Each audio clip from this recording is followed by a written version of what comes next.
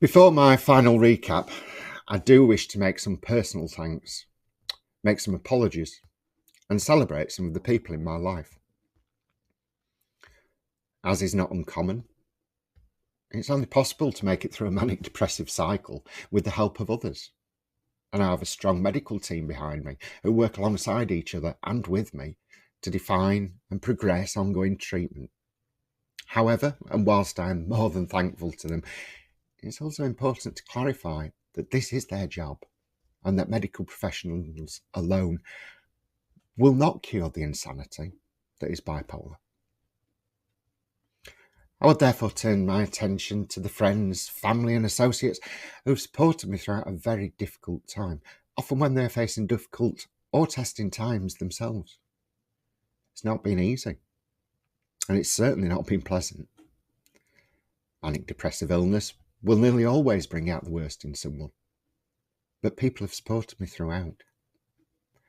Some have been people I've known for many years, others for much shorter periods, and I really can't thank you all enough. I mentioned no names, but realistically, anyone who's spoken to me since March has been part and parcel of my recovery network in some form or another.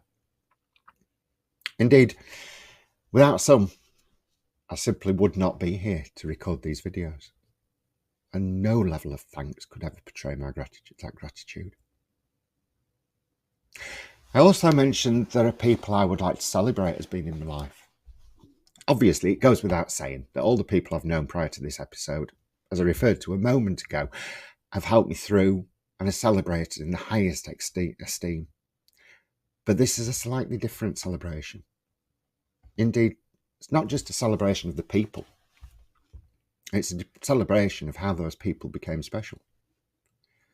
There are a number of people I either didn't know or barely knew who became such an integral part of my recovery and equally of my life today.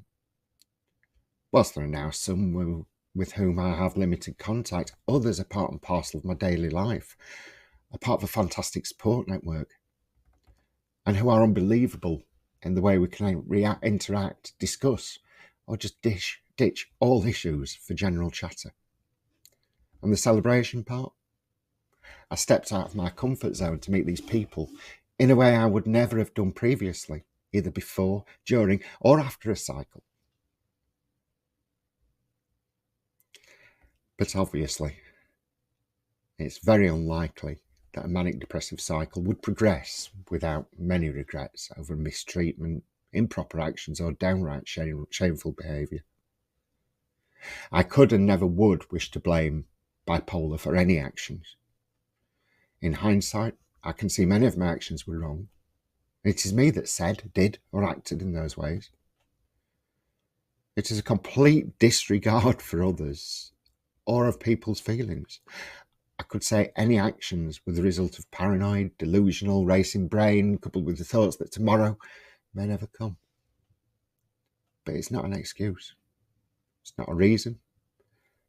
In fact, if this is what happens in an unmedicated state, this is my true being.